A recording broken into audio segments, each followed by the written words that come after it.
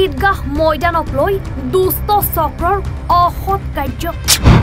তেজপুৰ ঈদগাহ ময়দানক লৈ অপপ্ৰচাৰ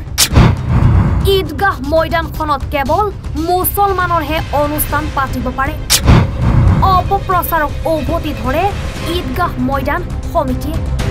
1908 চনৰে পৰা তেজপুৰ চহৰৰ মাজমজিয়াত অৱস্থিত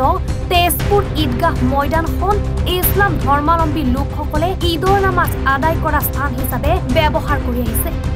ইছলাম ধৰ্মী লোকৰ কাৰ্যসূচীৰ উপৰিও যিকোনো ধৰ্মৰ লোকে ধৰ্মীয় উৎসৱৰ সমান্তৰালভাৱে বিভিন্ন উৎসৱ এই স্থানত উদযাপন কৰি আহিছে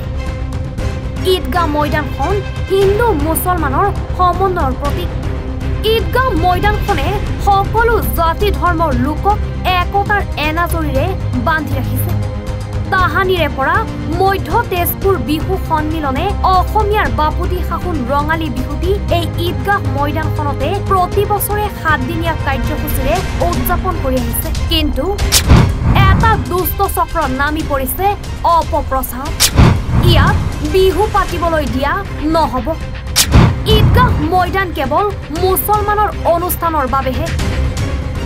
ইয়াৰ পিছতে সৰব তেজপুৰৰ ঈদগাহ ময়দান সমিতি তেজপুৰ ঈদগাহ ময়দানৰ কমিটিৰ আইনী উপদেষ্টা ইমতিয়াজ হুছেইনে বিষয়টো সন্দৰ্ভত এক সংবাদ মেলযোগে সম্বোধন কৰে এনে অপপ্ৰচাৰৰ কোনো ন্যায্যতা নাই অশান্তি আৰু সংঘাত সৃষ্টিৰ বাবে এই অপপ্ৰচাৰ এই সন্দৰ্ভত সকলোকে সষ্টম হ'বলৈ আহ্বান ঈদগাহ ময়দান সমিতি তৰ্ক বিতৰ্ক বিভিন্ন বিতৰ্কৰ সৃষ্টি হৈছে আমিতো দেখিছোঁৱে বাৰু ঈদগাহ ময়দান লিখাও আছে বাৰু কিতাপত কি কোৱা ন্যায়ালয়ত আমি জনশ্ৰুতিৰ ওপৰত আমি অফিচিয়েলি যোনবোৰ ৰেভিনিউ ৰেকৰ্ডত আছে সেই ওপৰত কথাখিনি কওঁ 2017 চনত যেতিয়া পোনপ্ৰথমবাৰৰ বাবে এটা অচিনাকি সংগঠন এটা ইয়াত পতাকা উত্তোলন কৰিবলৈ পাৰ্মিশ্যন বিচাৰিছিল এইখিনি সময়ত জিলা উপায়ুক্তই পাৰ্মিশ্যনক তেজপুৰ ঈদগাহৰ লগতে ব্ৰেকেটত চিত্ৰবন্ধ কৰি লিখি দিয়া এখন ৰিট পিটিশ্যন ফাইল কৰা হৈছিল গুৱাহাটী হাইকোৰ্ট আৰু গুৱাহাটী হাইকোৰ্টে প্ৰথম অৱস্থাতে যেতিয়া গোটেইখিনি মেটেৰিয়েলছ অন ৰেকৰ্ড দেখা পালে যে 1923 চনৰ পৰা আজিলৈকে ৰেভিনিউ ৰেকৰ্ডত তেজপুৰ ঈদগাহ কমিটিৰ বাবে সংৰক্ষিত হৈ আছে এই মাটিখিনি লগে লগে আমাক ইণ্টাৰিম অৰ্ডাৰ এটা দিছে কিন্তু শেহতীয়াকৈ এটা অৰ্ডাৰ দিয়া হ'ল সেই অৰ্ডাৰটোত এই গোটেই কেছটো বন্ধ কৰি দিয়া হ'ল আৰু ডাইৰেকশ্যন দিয়া হ'ল যে এনেধৰণৰ বিষয়বস্তু দেৱানী কোৰ্টত যাব লাগে আৰু এখন কম্পিটেণ্ট চিভিল কোৰ্টত গৈ কাৰণে যদি কিবা এগ্ৰি হয় মানুহখিনি এইখিনি এপ্ৰ'চ কৰিব পাৰে বুলি কৈ ডিছপ'জ অফ কৰি দিয়ে কিন্তু দেখা গ'ল এই সামান্য অৰ্ডাৰটো চাইন নোহোৱাৰ আগতে চাৰ্টিফাইড কপি নোলোৱাৰ আগতে কিছু লোকে ৰাইজৰ মাজত বিভ্ৰান্তি সৃষ্টি কৰিবলৈ আমাৰ সাম্প্ৰতিক পৰিস্থিতি যিখিনি আমাৰ শান্তি সেইখিনি বিনষ্ট কৰিবলৈ তেওঁলোকে কোৰ্টৰ অৰ্ডাৰটোৰ অপব্যাখ্যা কৰিলে কোৰ্টৰ অৰ্ডাৰটো অপব্যাখ্যা কৰি ৰাইজৰ মাজত এটা বিশৃংখলতা এটা বিভ্ৰান্তি সৃষ্টি কৰিলে আমি তেওঁলোকক ক'ব বিচাৰোঁ বা আপোনালোকৰ মাধ্যমেৰে তেজপুৰবাসী ৰাইজক ক'ব বিচাৰোঁ যে তেনেধৰণৰ কোৰ্টৰ অৰ্ডাৰত একো কথাই নাছিল কোৰ্টৰ অৰ্ডাৰখন আপোনালোকৰ ওচৰত আছে মোৰ ওচৰত আছে ইয়াত চিম্পলি কোৱা গৈছে যে যি এনেধৰণৰ বিষয়বস্তুত যিহেতু এভিডেঞ্চ এডিউচ কৰাটো দৰকাৰ হৈ পৰে সেয়েহে দেৱানী কোৰ্ট এইবোৰ বিষয়বস্তুৰ বাবে এইবোৰ কেছৰ বাবে এপ্ৰপ্ৰিয়েট হ'ব সেইকাৰণে দেৱানী কোৰ্টত আমাক যাবলৈ দিছে এইখিনি নকৰি কাৰণে ইয়াত যি বিভ্ৰান্তি সৃষ্টি কৰিছে তাক আমি গৰিহণা দিছোঁ আৰু তেওঁলোকক ক'ব বিচাৰিছোঁ কোৰ্টৰ অৰ্ডাৰ অপব্যাখ্যা কৰাটো মহামান্য আদালতক অৱমাননা আপোনালোকৰ দাবীৰ সমৰ্থনত কি আছে নহয় চব ইয়াত ইতিহাসৰ পৰা এইখন তেজপুৰ ঈদগাহে হয় 1908 চনৰ পৰা ইয়াত তেজপুৰৰ মুছলমান ৰাইজে নামাজ পঢ়ি আহিছে তাৰ আগত বৰ্তমানৰ যি চিত্ৰলেখা উদ্যান আগৰ কলপাত তাত নামাজ পঢ়িছিল আৰু 1923 চনৰ পৰাই ইয়াত ব্ৰিটিছৰ দিনৰ পৰা সেই চিতাকবিত ইয়াত বঙালী ভাষাত যেতিয়া চাৰিওফালে আমেৰিকান সৈন্যৰ কেণ্টনমেণ্ট আছিল মাজত এইখিনি জেগাত তেজপুৰৰ মুছলমানৰ বাবে নামাজ পঢ়িবলৈ সংৰক্ষিত কৰি থোৱা হৈছে ৰিজাৰ্ভ কৰি থোৱা হৈছে আজিৰ তাৰিখতো যদি আপুনি চিতাকবিখন ওলাইছে তাত তেজপুৰ ঈদগাহৰ বাবে সংৰক্ষিত কৰা হৈ আছে ইয়াৰ মাজত কি বিভ্ৰান্তি কিয় হৈছে মই চেলেঞ্জ কৰিছোঁ প্ৰত্যেকজনক আমি ইয়াত RTI কৰিও সুধিছিলোঁ যে ইয়াত চিত্ৰবন বাকৰি নামৰ এই অমুক দেৱত কিবা নাম আছে নেকি ৰেভিনিউ ৰেকৰ্ড তেতিয়া চক্ৰ বিষয়ে ইয়াত চিগনেচাৰ কৰি কৈছিল ইয়াত চিত্ৰবন বাকৰি নামৰ কোনো নাথাকে এনেধৰণৰ কথা স্পষ্ট কৰি দিয়ে যে ৰেভিনিউ ৰেকৰ্ডত বা অফিচিয়েলি ইয়াত ঈদগাহৰ বাহিৰে আন কোনো তেনেধৰণৰ জগা নাই য'ত আমি বেলেগ নাম ক'ব পাৰিম কিন্তু 2011 চনত ইয়াত কোন পতাকা উত্তোলন কৰিব আহিছে নাজানো কিবা ভাৰত মাতা পূজন কমিটি চাগে আপোনালোকৰ ইয়াত আহি কৰবাই আধা বয়স কটালে আমিও এতিয়া ইমান বয়স কম হৈ থকা নাই এই এনেধৰণৰ কমিটিটো আমি নাম শুনা নাছিলোঁ ইয়াত বহুত জাতীয়তাবাদী সংগঠন আছে বহু NGO আছে জানা শুনা তেওঁলোকে আহি কিয় কাৰণে আমাৰ তেজপুৰৰ আমাৰ সমাজ জীৱনখন আমাৰ ধ্বংস কৰিবলৈ তেওঁলোকক কি কৰি লাগেই কিন্তু বিধায়ক আহিছে সেইটোৱে আমাৰ দুখ লাগিছে বিধায়ক আহিছে আমি ভাবিছিলোঁ প্ৰশাসনে লৈ আহিছে কিন্তু প্ৰশাসনে কৰিম বুলি কৈছে কাৰণ প্ৰগ্ৰামটো প্ৰশাসন আমি জানামতে প্ৰশাসনে কৰিব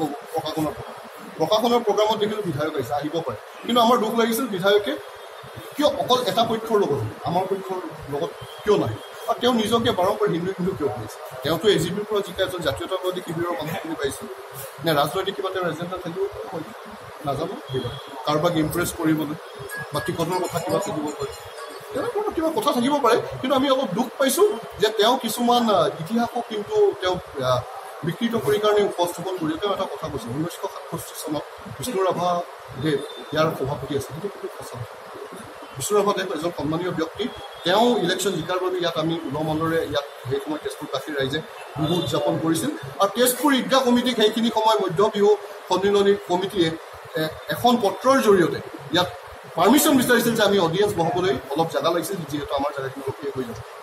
সেই পত্ৰখন আজিৰ তাৰিখলৈকে ঈদগাহ কমিটিৰ হাতত আছে 1971 চনত যেতিয়া ষ্টেজটো ৱালখন হৈ যোৱাৰ পিছত ভিতৰত সোমাই দিছিল তেতিয়া কিছু আমাৰ যুৱকে এটা ভুল কৰিলে আপোনালোকে বেয়া নাপাব বুলি এপলজি লেটাৰ এখনো বিচৰা সেই লেটাৰখনো আমাৰ লগত আজিৰ তাৰিখত আছে 1967 চনৰ পৰা এটা হোৱা অনুষ্ঠান আৰু 1923 চনৰ পৰা মই 8 চন নকওঁ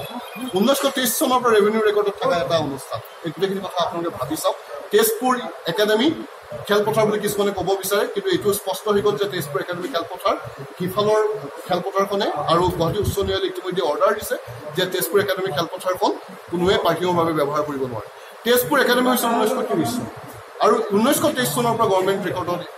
মহম্মদনৰ বাবে এইখিনি মাটি সংৰক্ষিত কৰি দিয়া হৈছে এতিয়া আপোনালোকৰ আপত্তি কি আছে আমাৰ আপত্তি কৰিব নোৱাৰে চাওক আমাৰ হাতত চব বস্তুৱে আছে আপত্তি কৰিবলৈ একোৱে নাছিল কিন্তু আমাৰ অসুবিধা হ'ল কোনোবাই XYZ ৰাস্তাত কোনোবাই চিঞৰি থকাটো আমাৰ আপত্তি নহয়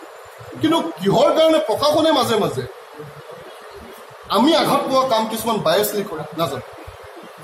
এই প্ৰশাসনৰ কাৰুকাৰ্যবিলাকৰ দ্বাৰাহে আমি আঘাত পাওঁ আমাৰ নিৰ্বাচিত বিধায়ক এজনে আহি যেতিয়া কিবা এটা ক'ব আমি তেতিয়া আঘাত কোনোবা ইমতিয়াজ কোনোবা লোক কিবা ৰাস্তাত পৰি থাকে সেইটোতো ইমান মেটাৰ নহয় অফিচিয়েলি কি আছে অফিচিয়েলি কথাখিনি ৰেভিনিউ ডিপাৰ্টমেণ্টে জানে ডিচিয়ে জানে চাৰ্কল অফিচাৰে জানে বিধায়ক এজন ৰেছপনচিবল ব্যক্তি তেওঁলোকে জানে অফিচিয়েল কথাখিনি উপস্থাপন নকৰাকৈ কিছুমান ক'বলগীয়া কথাবিলাক য'ত ত'ত চলি থাকিব পাৰে আজি বহুত ফিল্ডত বিভিন্ন কথা কয় বহুতে বিভিন্ন জেগাত বহুত নাম দিয়ে বিষ্ণুৰাভা ডাঙৰীয়াই যদি সেই নামটো দি গৈছে আমি তেওঁক শ্ৰদ্ধা কৰোঁ কোনোবাই মানিছে তেওঁলোকৰ কথা কিন্তু এইটো কথাও সঁচা যে শান্তি শৃংখলা সম্প্ৰীতি বিঘ্নিত কৰিব পৰা এনেবোৰ অপশক্তিক এনে দুষ্কাৰ্যৰ পৰা বিৰত থাকিবলৈ সকীয়াই দিয়াৰ লগতে সকলো পক্ষক বিষয়টো সহিষ্ণুতাৰে বিচাৰৰ বাবে আহ্বান ঈদগাহ কমিটিৰ তেজপুৰৰ পৰা বিশ্বজিৎ দাসৰ ৰিপৰ্ট এনি ভাৰত 24